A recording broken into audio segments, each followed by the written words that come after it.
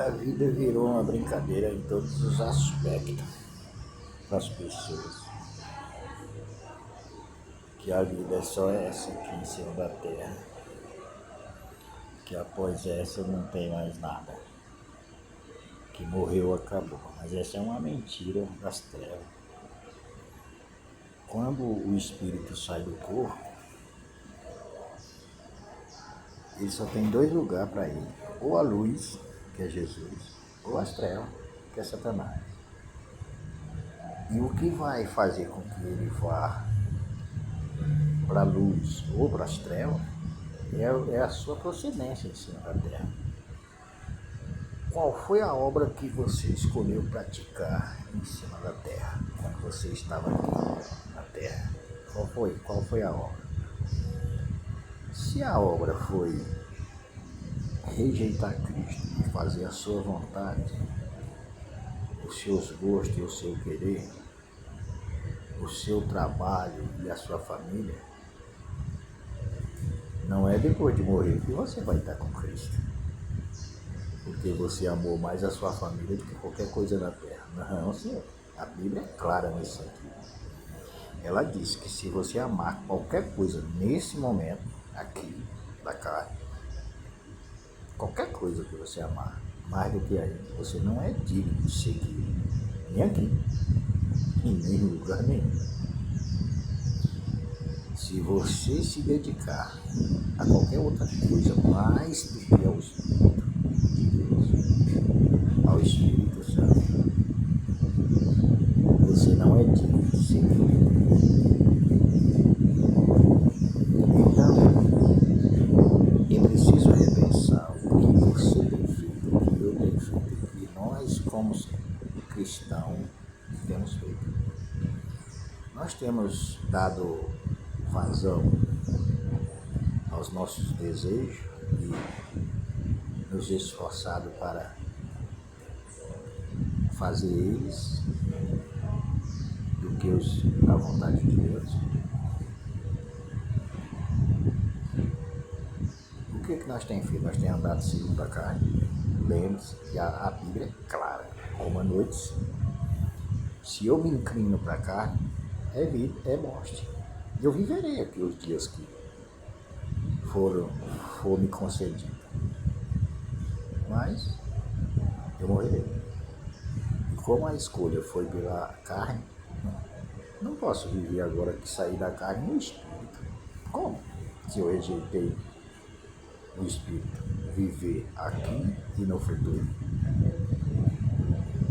Então eu preciso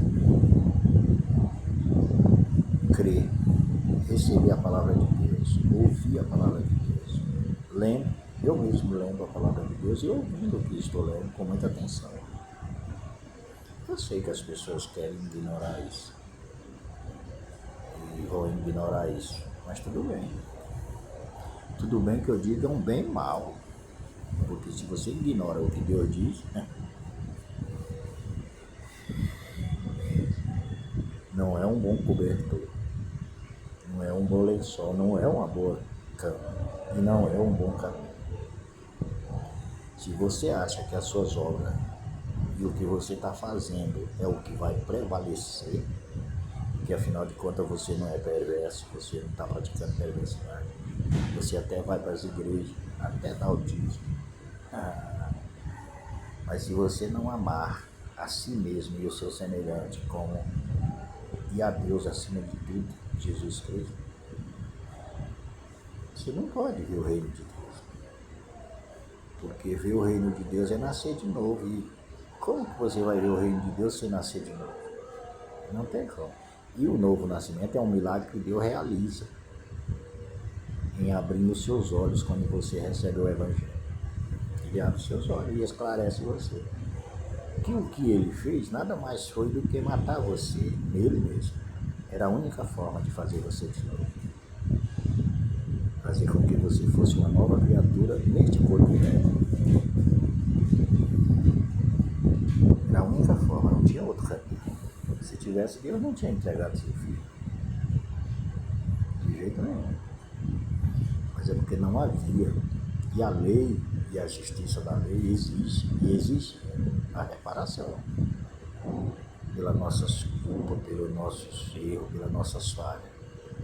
Então Jesus tomou sobre si os açoites, as feridas, pelas nossas ações malignas que fizemos, que praticamos. Ele tomou sobre si.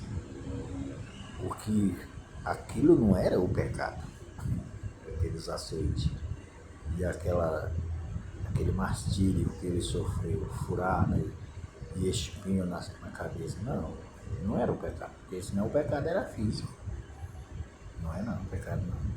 Ali é o castigo que o pecado requer, a justiça requer para o pecado. Porque o pecado é algo invisível e é no espírito. E por isso Jesus teve que morrer. Ele morreu 2 vezes.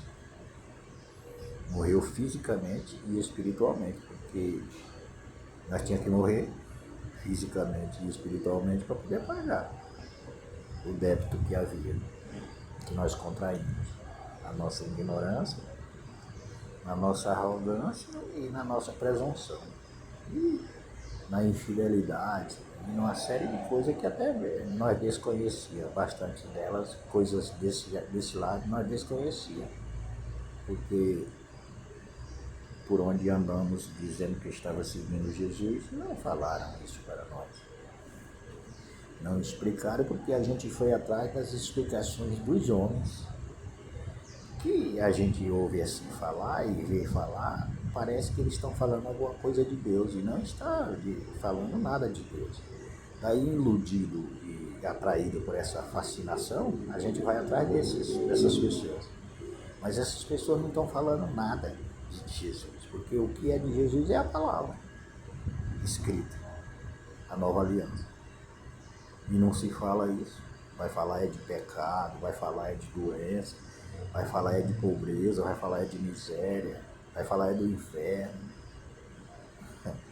Mas isso Jesus veio tirar nós do inferno, e tirou. E Jesus teve que pagar o preço muito alto. Ele pagou morrendo e nos levando a morrer com ele, porque não tinha como nós renascer.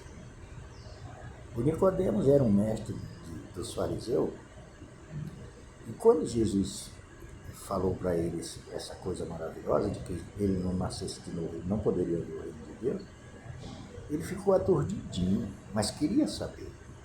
Ele queria, porque ele não entendeu o que Jesus estava dizendo. Não.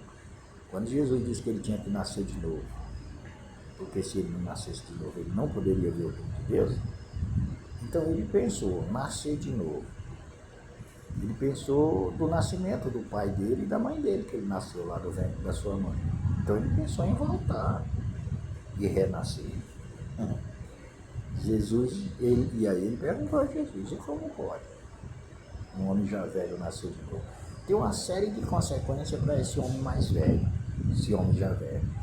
Porque um homem já velho, dificilmente sua mãe estará viva. Dificilmente. E se estiver, como você voltaria no ventre de sua mãe já velha? E ela aceitaria isso?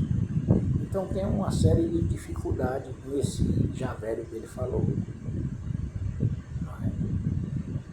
Como que ele faria? Ele voltaria lá no ventre de sua mãe e nasceria de novo? Ele não entendeu, mas ele queria entender. Porque ele entendia o natural, o nascimento natural, né? Que ele nasceu, os irmãos dele, e as demais pessoas que ele viu nesse mundo nascerem. Então, como pode um homem já velho voltar ao ventre da sua mãe e nascer de novo? Como pode ser?